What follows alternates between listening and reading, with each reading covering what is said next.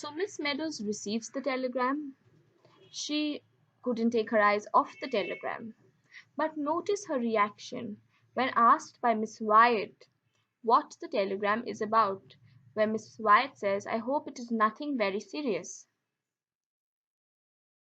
Miss Meadows, instead of showing the emotion we think she'd be showing, she is rather happy to have heard from Basil. At no point in time do we even get a whiff of her being angry, being agitated. On the contrary, she seems incredibly happy that Basil has said to pay no attention to the letter. Ideally, any thinking person would have immediately seen the red flags in the situation.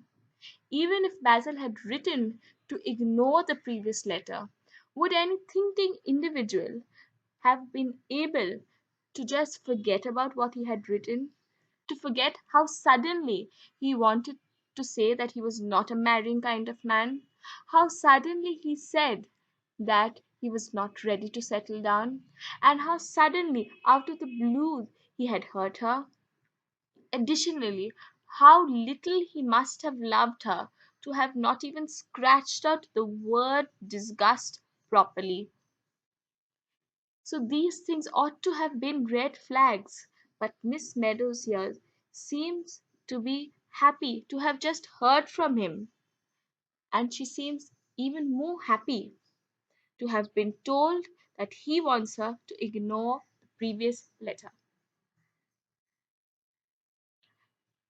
Oh, just 1 minute, Miss Meadows, says Miss Wyatt. I must say, I don't approve of my teachers having telegrams sent to them in school hours, unless in case of very bad news. So here Miss Wyatt is rather stern, and she tells Miss Meadows that it's good that this isn't bad news, but telegrams sent to school ought to be only about some bad news, such as death, explained Miss Wyatt, or a very serious accident, or something to that effect. Good news, Miss Meadows, will always keep, you know.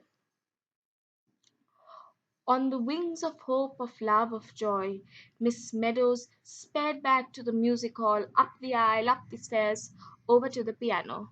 So she went up the aisle, up the steps, in a very happy, swift manner. Please compare this to the manner in which she walks into the classroom the first time that morning. When she entered the music hall, initially at the beginning of the class, it was a slow movement. It was nothing like the manner in which she speedily walked back to the music hall, up the aisle, up the stairs, over to the piano. Page 32, Mary, she said. Page 32. And picking up the yellow chrysanthemum that was previously given to her by Mary, she held it to her lips to hide her smile. Please underline. She held it to her lips to hide her smile. Then she turned to the girls, rapped with her baton. Page 32, girls. Page 32.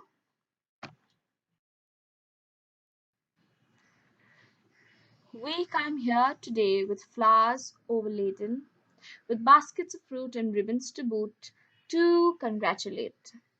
Stop, stop, cried Miss Meadows. This is awful. This is dreadful. And she beamed at her girls. What's the matter with you all? Think, girls, think of what you're singing. Use your imaginations. With flowers so laden, baskets of fruit, and ribbons to boot and congratulate, Miss Meadows broke off. Don't look so doleful, girls. It ought to sound warm, joyful, eager. Congratulate! Once more, quickly, all together. Now, then. So notice, unlike before, where she spoke in a very categorical, matter of fact manner to her students, now she is beaming. And this time, Miss Meadows' voice sounded over all the other voices, full, deep, glowing with expression. Now that we have completed going through the story, we go into it a little deeper.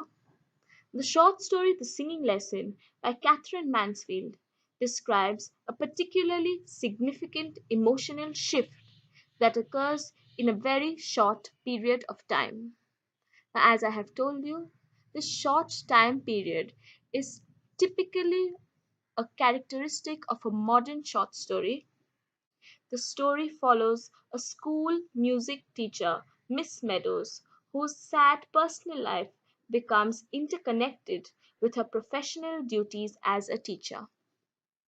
As readers come to understand the reasons behind Miss Meadows' behavior, such as the nature of her relationship with her fiance Basil, they can understand the themes that the author, Mansfield, explores throughout the story.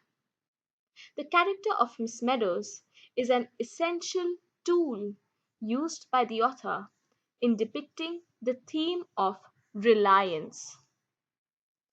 As the character's situation with her fiance Basil changes during the story, so does Miss Meadows' personality and behavior towards her students and colleagues. Her emotional state is evident in the opening lines of the story, which read, "With despair led to the music hall." It is clear that she feels an intense amount of despair and sadness. This anguish affects her exchange with a fellow teacher, the science mistress, who tries to greet her pleasantly but only receives quite negative behavior in return. As the story develops, the narrator reveals the reason for her sadness, which is that her fiance had written her a letter breaking off their engagement rather indirectly. Her odd behavior finds a reflection in her teaching methods. She pushes her students to sing a song with such intense emotion and expression that she upsets them in the process. Just then she receives a word from Basil that he did not mean to call off their engagement and wishes to continue their relationship. At once, her personality, her behavior changes. She now encourages the children to sing the song with joy and happiness rather than dread and gloom. Her own voice resonates with hope, joy, and love, as is written in the text. It is apparent that her mental health is dependent on the state of her relationship. Her reactions to the yellow chrysanthemums given to her by Mary indicate her mental state. When she receives the disturbing letter from Basil, she ignores the offer of flowers completely and tells the students to turn to page 14. She no longer wishes to appreciate joy and happiness in her life. She even ignores the fact that she has upset her students. However, as soon as Basil changes his stand, all her joy and happiness surge back. She does not question his fickleness. Her well being is dependent on him, please note, even if she has hidden doubts about his sincerity. She places her happiness in the hands of another and suffers from an emotional seesaw in the bargain.